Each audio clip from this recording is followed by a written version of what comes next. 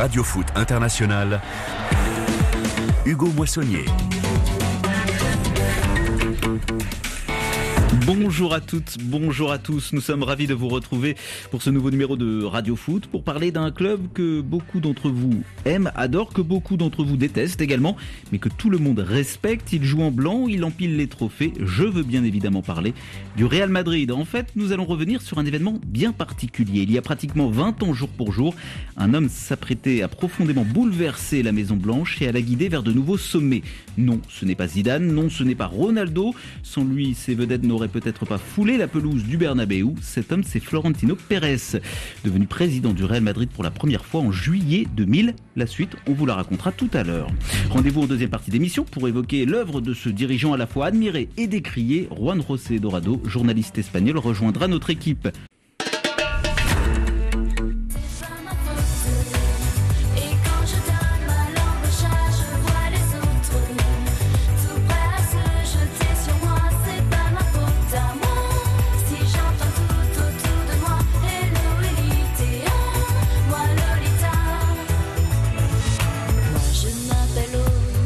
Allez, retour à l'été 2000. Ah oui, on voyage dans le temps dans Radio Foot. Ah, c'était ça le rapport, d'accord. Oui, la musique est moyennement bonne. On va pas se mentir. Pour pas dire autre chose. C'est pas un grand plaisir pour les oreilles. En juillet de cette année-là, le football entre dans une autre dimension en revanche. Dans le 21e siècle, avec l'arrivée à la tête du Real Madrid, d'un certain Florentino Pérez. Un club dont l'histoire, le Real, à l'époque, est déjà très riche. Il vient de soulever sa 8e Ligue des Champions contre Valence au Stade de France. C'est la 2e en 3 ans. Mais Florentino Pérez, lui, il va hisser ce club déjà à part dans une nouvelle dimension. Du clinquant, du business, des stars, des galactiques, comme on dit. De très bonnes choses, de moins bonnes également. 20 ans plus tard, le bilan, il est quand même impressionnant. En 2 temps, et en un peu plus de 15 ans de présidence, l'homme d'affaires de 73 ans désormais a notamment permis à son club de soulever 5 nouvelles coupes aux grandes oreilles. Bonjour Juan José Dorado. Buenas tardes. Buenas tardes. On va la faire en français quand même. Si vous voulez. On aura du mal à tout traduire pour nos auditeurs. Journaliste espagnol, vous vivez en France, Florentino Pérez. Vous vous souvenez, quand vous l'avez vu arriver à la présidence du Real Madrid, il venait d'où d'ailleurs? C'est un homme d'affaires, un homme politique? En fait, c'est les deux. En fait, il faut savoir que, vous l'avez dit, il a 73 ans. Quand il avait 30 ans, il a commencé à faire de la politique. Il a été adjoint à la mairie de Madrid. Par la suite, comme il était en politique, il a été même directeur général de plusieurs ministères en Espagne. Ça a duré grosso modo une quinzaine d'années. Au milieu des années 80, il a décidé de quitter la politique et d'aller dans le monde du privé. Et c'est à ce moment-là, effectivement, qu'il a commencé une carrière dans le BTP. Très grande carrière. Une grande carrière, effectivement, dans le BTP. Il a même travaillé pour des entreprises françaises à un moment donné. Le fait est qu'aujourd'hui, Florentino Pérez est ou bien un homme d'affaires qui a fait de la politique ou un politique qui a fait des affaires, mais en tout cas, il a ces deux qualités, la qualité des hommes politiques et la qualité des hommes d'affaires. Ça, c'est une réalité. Quand il arrive, on le voit venir de loin ou bien c'est une surprise de le voir débarquer à la présidence du Real Madrid? Alors, c'est une surprise de le voir gagner en 2000 face à son concurrent Lorenzo Sanz. Voilà, donc il était président. Il avait déjà été candidat en 1995. Il avait perdu. Pour à peu près 800 voix des différences, mais il avait perdu. Donc en 2000, lui, il a pris ce qui s'est passé en 2015. Et là, il a bien travaillé. Donc, il a travaillé les socios parce que le Real Madrid, ça appartient aux socios, aux supporters propriétaires du club, ils sont les propriétaires. Donc, il a bien travaillé auprès des socios. Et surtout, il a appliqué les règles de tout bonhomme d'affaires. Et donc, il est arrivé, il a dit, si je suis président, je vous amène Luis Figo, qui est les stars du Barça. Et là, ça fait la différence. Et Luis Figo arrive pour 61 millions d'euros. 61 millions d'euros, c'est ce que coûterait aujourd'hui un joueur qui aurait fait une bonne demi-saison à Lille. À l'époque, c'est colossal, c'est énorme, ça révolutionne peut-être même le marché des transferts. Luis Figo, et qui en plus passe à l'ennemi, joueur emblématique du Barça, qui vient signer au Real. Ce jour-là, est-ce qu'on peut dire que le football change rien qu'avec ce transfert? Zidane suivra un an plus tard, Franck Simon. Oui, le football, le foot business, on va dire, Il a changé. Et ça a été le début, en fait, c'était le début d'une série qui s'est poursuivie jusqu'à présent. Vous voulez que je donne quelques noms et quelques chiffres? Ça serait bien, effectivement, de nous éclairer sur les sommes et les noms. Je vais vous faire rêver. En fait, elles paraissent pas si élevées désormais, ces sommes. À l'époque, pour l'époque, ça sont très élevées. En 2000, Luis Figo arrive, 61 millions d'euros. Il va devenir Ballon d'Or. Zinedine Zidane, déjà Ballon d'Or, arrive en provenance de la Juventus à l'été 2001, 77 millions d'euros. Il restera pendant longtemps le joueur le plus cher de l'histoire. Il sera dépassé par un certain Cristiano Ronaldo. Ronaldo, le Brésilien, qui arrive en provenance de l'Inter Milan, champion du monde, meilleur buteur de la Coupe du Monde et bientôt deuxième Ballon d'Or pour lui, 43 millions d'euros. Il y a Beckham, bien sûr, en 2003, ça va être important. Beckham qui arrive, 35 millions d'euros. Manchester United, mais Michael Owen, Michael Owen qui n'a rien fait à Madrid, qui débarque, 12 millions d'euros seulement, ridicule. Robinho, enfin, 24 millions d'euros. Ça, c'est la première période Florentino Pérez, 2006, de 2000 à 2003, ça se passe très bien, Juan José Dorado. Il y a des Ligas, il y a surtout une nouvelle Ligue des Champions en 2002. Slipped over the top to Roberto Carlos. It pops out to Zidane. A moment of magic, inspiration from Zinedine Zidane and Real Madrid. Le plus beau but de l'histoire du football, c'est un avis subjectif. Zidane, donc en finale de Ligue des Champions contre Leverkusen. En 2002, il y a aussi Dennis Bergkamp contre l'Argentine. En 1998, Sheriff Guémour, ne vous énervez pas.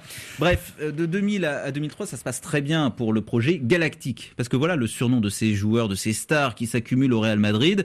Ça se passe très bien, il y a des titres et puis ça va cafouiller derrière. Pourquoi Juan José Dorado? Parce qu'il y a une accumulation d'attaquants et derrière les défenseurs, les joueurs de devoir, on les aime pas tellement, on les valorise pas tellement. C'est les Zidanès et Pavonès, c'est ça? Zidanès et Pavonès, c'était sa politique, c'est-à-dire on va construire une équipe avec des grandes étoiles, des grands noms du football international, du football mondial, mais en même temps, on va faire jouer ceux qui sont du centre de formation, parce qu'on se rappelle tous la Quinta del Buitre, on se rappelle de Butragueño, de Martín Vázquez, de Sanchís. Donc voilà, il voulait faire un peu ça. Sauf donc que les grands et ceux que nous avons formés. Mais sauf que Pavone, qui donne son nom au Pavonès, c'est pas un très bon défenseur. Et il n'y a pas beaucoup de très bons défenseurs. Et alors, point de bascule, Claude Makelele s'en va à l'été 2003. Et c'est à partir de là que le Real Madrid Galactique première version arrête de gagner.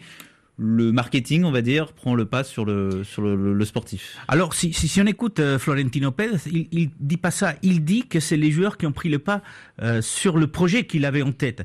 Il dit qu'il s'est senti trahi quelque part par les joueurs qui n'ont plus fait confiance à son projet et qui ont commencé à prendre le pouvoir au sein du Real Madrid. Et lui revendique que le pouvoir au Real Madrid, ça appartient aux aficionados, aux socios et au président, ce qui n'était pas le cas. Et ça l'amène effectivement à prendre cette décision incroyable en février 2006 de démissionner. Il présente sa démission. Parce qu'il ne gagne plus de titres. Il s'en va. Mais il ne gagne plus de titres. Après, il y avait des problèmes personnels derrière. Sa femme était très malade. Mais le fait est qu'effectivement, il claque la porte et il laisse tomber le Real Madrid. Alors, le Real Madrid Galactique, première version, Sheriff Guémour, c'est quand même un tournant avec des joueurs qui viennent quelque part pour vendre des maillots. Ça permettait de rentabiliser les transferts. On laisse un peu de côté le sportif. Est-ce que ça marque quand même vraiment un moment clé, charnière dans l'histoire du football business, selon vous?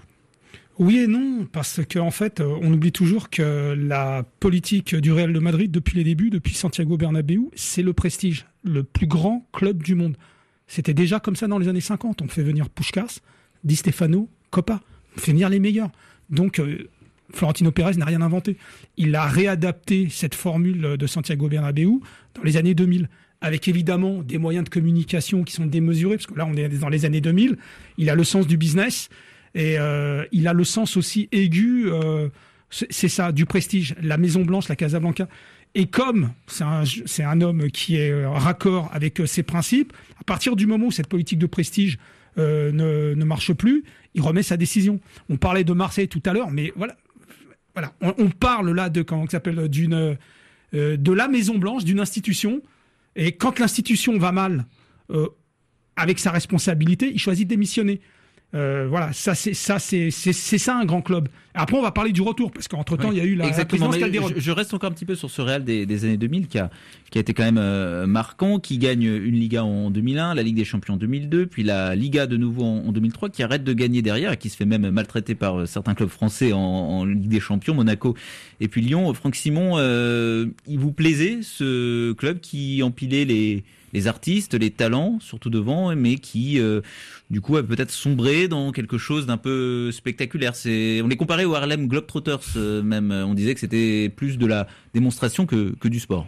Dire qu'il me plaisait, ce serait un bien gros mot, parce que je trouvais qu'il y avait un déséquilibre sur le plan sportif. Effectivement, accumuler comme ça de grands talents, mais souvent uniquement des talents offensifs. Or, une équipe, un groupe, c'est pas ça. Et ils n'ont jamais réussi véritablement. Moi, j'ai été plus impressionné par le Barça version Cruyff, paix à son âme. Ce Barça-là, où je trouvais plus d'équilibre, où je voyais des garçons qui venaient déjà du centre de formation, et des gens qui sont aujourd'hui des gens importants dans le football international. Donc ça manquait, je trouve, à ce Real. Ça n'enlève rien malgré tout, parce que c'est bien de rappeler que, en dépit de ce déséquilibre, ils ont quand même empilé pas mal de titres, et ils ont trouvé leurs limites, parce que voilà, tu ne peux pas avancer qu'avec des joueurs offensifs. C'est le football, ce n'est pas que ça, quoi. Et on rappelle quels étaient les concurrents peut-être du Real à cette époque-là. Il y avait Valence, le Valence de Rafa Benitez, qui remportait des titres, et des titres européens, des Ligas. Oui. Puis il y a eu le Barça de Rijkaard, qui a un peu préfiguré le Barça de Guardiola, Chérif Guémour. Il faut juste rappeler qu'au Real Madrid, on traîne toujours un vieux complexe, c'est plutôt ces 50 dernières années par rapport au Barça. Le Barça, c'est une école de jeu, c'est magnifique, c'est le jeu offensif, alors que l'ADN du Real Madrid, c'est du jeu offensif, c'est du jeu spectaculaire, c'est du jeu porté vers l'avant. Et c'est un peu ça aussi que Florentino Pérez a voulu rétablir. Et ok, le Barça, école de jeu reconnue dans le monde entier, mais nous, on est le Real. Somos, c'est Real Madrid. C'est la formule. C'est la formule que reprend Zidane dans les vestiaires. Somos, c'est Real Madrid. Ouais. Alors justement, Zidane, c'est un petit peu un joueur emblématique de la première ère Pérez en tant que joueur. Après, on parlera de la deuxième ère. Il arrête sa carrière en 2006, quelques mois après la démission de Florentino Pérez. 2006-2009, quand Florentino Pérez laisse sa place, il laisse sa place à qui? À Monsieur Calderón, je crois. Ramon Calderón, qui est donc le président, mais qui est obligé de démissionner en 2009, obligé de démissionner parce qu'il y a eu, on va prouver qu'il y a eu fraude au niveau du vote par correspondance lors des dernières élections. Donc, il a été obligé de démissionner. Et donc, c'est le retour, effectivement, de Florentino Pérez, toujours avec ce même projet, et j'aimerais rappeler quand même une phrase qui à un moment donné a étonné et détonné en Espagne. Il a expliqué lors de l'interview, écoutez, je suis un président, mais je suis un homme d'affaires. Je préfère faire venir et payer 200 millions pour un grand joueur international qu'augmenter les salaires de ceux qui sont déjà sur place. Parce que j'ai besoin de faire rêver les supporters. Et donc, c'est la mentalité, de Florentino Pérez. Ce qui est un petit peu étrange, c'est que durant cette vacance et durant la présidence Calderón, le Real Madrid renoue avec la Liga. Il en remporte une en 2007, une autre en 2008. Mais ça ne suffit pas, apparemment. Et Florentino Pérez arrive dans sa besace du classique, les 2 derniers ballons d'or, rien que ça. Muy buenas noches y bienvenidos al Estadio Santiago Bernabéu. Hoy damos la bienvenida a su nueva casa. Hoy recibimos a Cristiano Ronaldo. Qué bueno, que estoy muy feliz por estar aquí, que para mí ha cumplido a mi sueño de niño, que era jugar en el Madrid. Et Ronaldo qui nous dit que c'est un rêve d'enfant d'arriver au Real Madrid à l'été 2009 en compagnie de Kaka. Ballon d'or en 2007, Ronaldo il a soulevé le premier de ses 5 ballons d'or parce qu'il va y en avoir 4 derrière. En 2008, voilà, l'arrivée, le retour de Florentino Pérez, ça vous fait réagir, Chérif Guémour. Vous levez la main, allez-y. La formule de Santiago Bernabéu, reprise par Florentino Pérez, elle est simple. Tous les meilleurs joueurs du monde sont éligibles à jouer au Real Madrid. Donc, on va chercher de ballons d'or. Kaka, c'est d'une logique, mais imparable. Oui, sauf qu'au départ, la logique, elle met du temps à se mettre en place. Ah, la logique sportive ou la logique de prestige? La logique sportive, parce que déjà, il faut faire de la place, donc on enlève qui? On enlève des joueurs chers à Chérif Guémour, des Néerlandais qui étaient au Real Madrid, qui prenaient trop de place. Schneider et Robben, qui d'ailleurs joueront la finale de la Ligue des Champions quelques mois plus tard. Kaka, il va complètement se planter au Real Madrid. Ouais. Ronaldo, pas du tout. Évidemment, il deviendra peut-être le plus grand joueur de l'histoire du club, mais les débuts du deuxième acte, Florentino Pérez, ils sont difficiles. Déjà, le coach, on choisit Pellegrini, le Chilien qui vient de Villarreal. À l'époque, c'est pas très clinquant. Et surtout, en face, l'adversité, elle est trop haute, trop forte. Il y a le Barça triomphant de Pep Guardiola. Donc la première chose, c'est qu'effectivement, en 2008, tu as Pep Guardiola qui prend en main le FC Barcelone. Et c'est les années FC Barcelone. C'est les quatre années, les 4 saisons où effectivement, ils explosent tout à leur passage, que ce soit en Espagne, que ce soit en Europe. Effectivement, nous on ramène Pellegrini, sauf qu'il ne va rester qu'une seule année. Et quand on regarde les entraîneurs du Real Madrid avec notre ami Florentino Pérez, on se rend compte qu'il en a utilisé 13 entraîneurs en 20 ans. En fait, la moyenne c'est de 18 mois à peine. Il n'y a que Mourinho qui reste un peu plus de temps, Ancelotti et notre ami Zinedine Zidane. Mais sinon, parfois, on a 3 entraîneurs dans la même année. C'est incroyable. Mais en 2011, il commence à gagner. Et là, on commence effectivement, petit à petit, lutter avec Barcelone, avec leurs armes, pour essayer effectivement d'être le meilleur. Du côté, tu as Ronaldo, de l'autre côté, tu as Messi. Et ça, c'est la confrontation à laquelle on vit depuis pratiquement une dizaine d'années. Les classicos très, très disputés, avec notamment Mourinho sur le banc du Real de 2010 à 2013. Franck Simon, et qui permet au Real Madrid de retrouver les demi-finales de Ligue des Champions, mais qui en fait aussi une équipe à la mauvaise image, tout simplement. C'est un peu je vais être un peu manichéen, mais un peu les méchants contre les gentils barcelonais. C'est devenu effectivement le feuilleton de la Liga espagnole. On s'en délectait chaque semaine, chaque mois, ce face-à-face. Jusqu'à aujourd'hui. Et jusqu'à aujourd'hui, d'ailleurs, tu as raison. Mais ce n'est plus ce Real flamboyant, quoi, en fait. C'est plus la juxtaposition d'immenses talents. C'est aussi un jeu plus pragmatique, qui nous éloigne effectivement sans doute de la volonté première de Florentino Pérez. Alors que lui, je trouve, dans cette période, peut-être que vous avez une autre idée de cela, mais j'avais l'impression que c'est à ce moment-là que vraiment, c'est lui le grand patron, c'est lui le boss. Il décide de tout. Merci. Et parfois même trop, peut-être. C'est-à-dire, il y a que lui et les joueurs, et ça corrobore ce que vous disiez, c'est-à-dire le turnover des entraîneurs. En fait, il les jette comme des mouchoirs. C'est lui et le groupe. Sauf que Mourinho, il s'installe 3 saisons et il brise l'hégémonie en Liga du Barça en 2012 avec une Liga à 100 points. À l'époque, c'est un record. Oui, mais Mourinho, il le voulait vraiment. Il y croyait à fond. Alors, c'est peut-être la plus grande erreur qu'il ait faite dans son choix d'entraîneur, et il s'en est rendu compte. Alors, c'est, à mon avis, et là je te rejoins, c'est là qu'il est devenu le grand président, mais dans le bon sens du terme. À un moment donné, il a fini par comprendre que Mourinho dépassait l'institution. Florentino ne dépasse jamais l'institution. Il peut être le maître à bord, l'impérator, le maître après Dieu, mais il sait rester dans les limites du pouvoir présidentiel. D'ailleurs, c'est pas un président flamboyant. Non. Mais on est en Espagne. Les présidents, ils sont pas sur le banc, ils sont en tribune. C'est un vrai costume cravate. Voilà, c'est ça. Très sobre. On l'a dit tout à l'heure. C'est un grand monsieur de ce point de vue. Non, mais on va rappeler quand même. Florentino Pérez, c'est quoi ? Qu'est-ce qui impressionne quand on voit le Real en Coupe d'Europe ? On voit Zidane sur le banc, Ramos en face et Cristiano Ronaldo. Et dans la tribune VIP, on voit Florentino Pérez. On voit le poids de l'institution, on a peur. Et c'est quoi, comment s'appelle l'institution ? L'institution, c'est Valdano, qui a été Butragueño, des anciens de la Maison Blanche. C'est aussi Di Stefano, qui a longtemps été la statue du commandeur. C'est le poids de l'institution. Et Florentino Pérez, par moment, a débordé un peu du cadre. Et l'erreur qu'il a faite, c'est qu'il y a un moment, Mourinho a dépassé le cadre.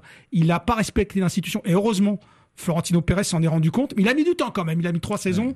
Et c'est après qu'il a tranché. Et à mon avis, c'est là qu'il devient président. Juan José Dorado, rapidement.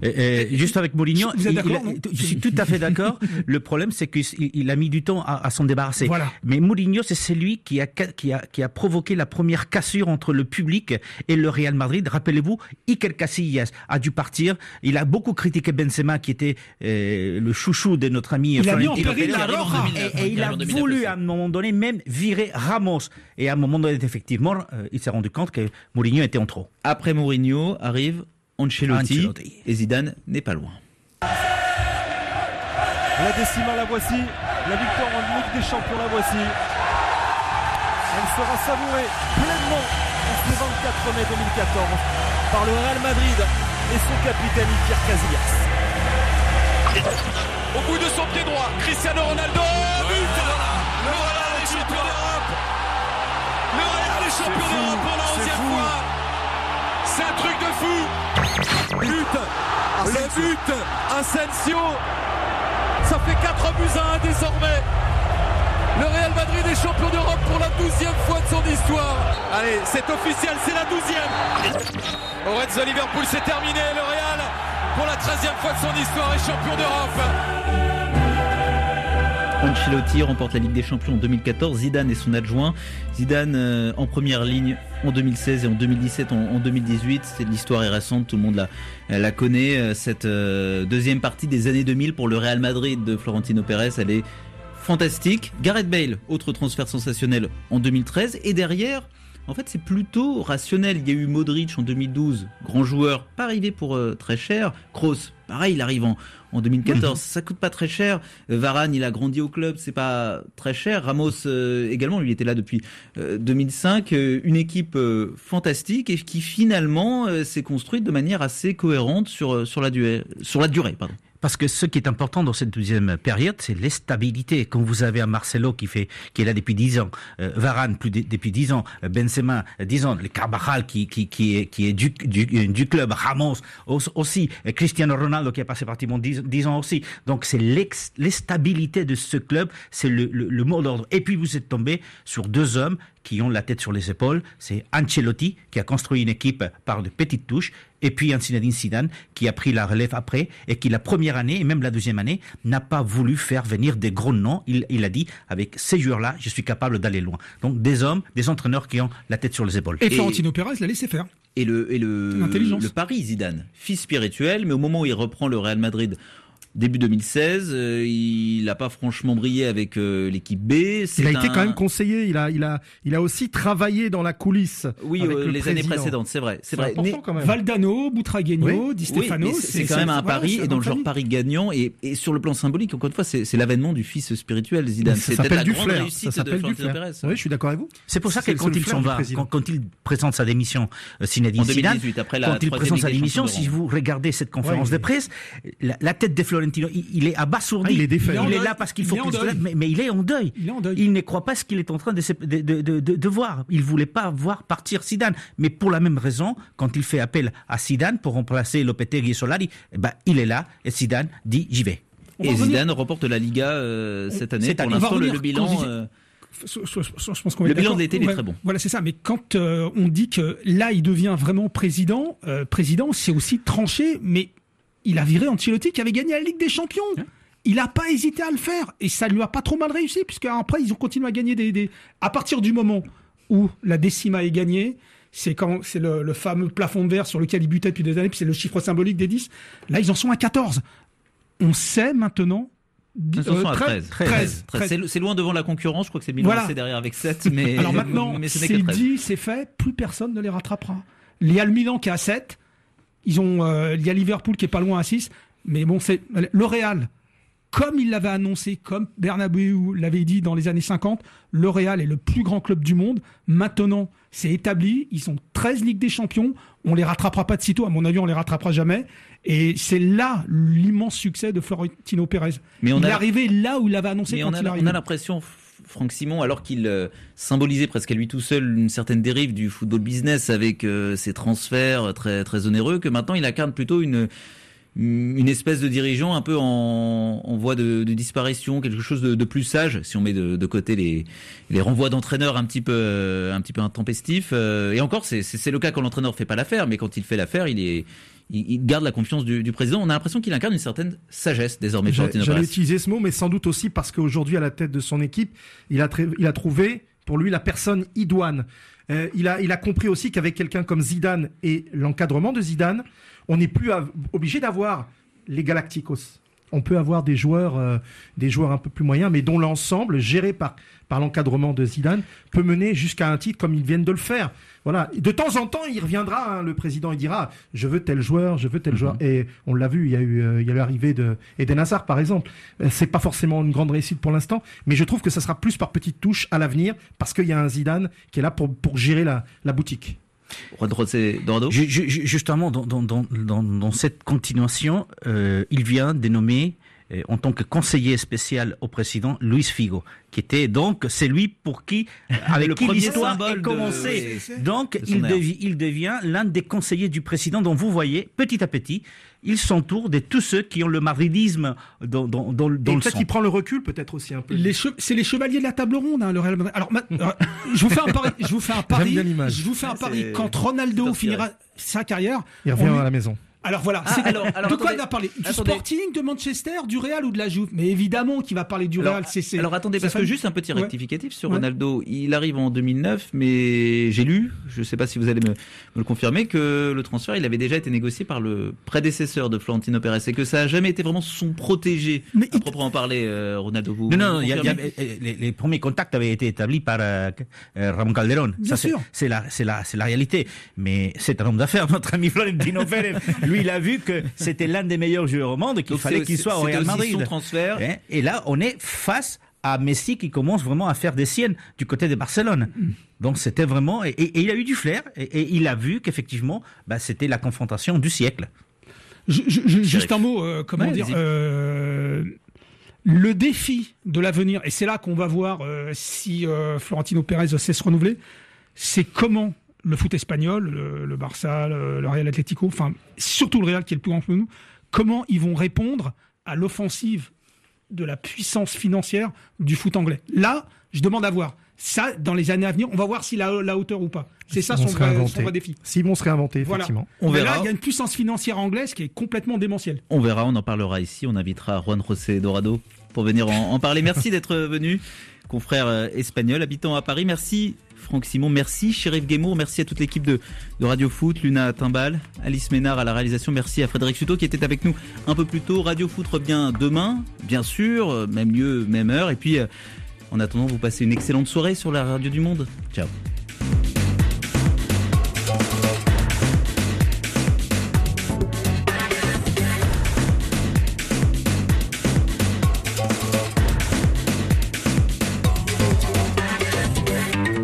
Bonjour,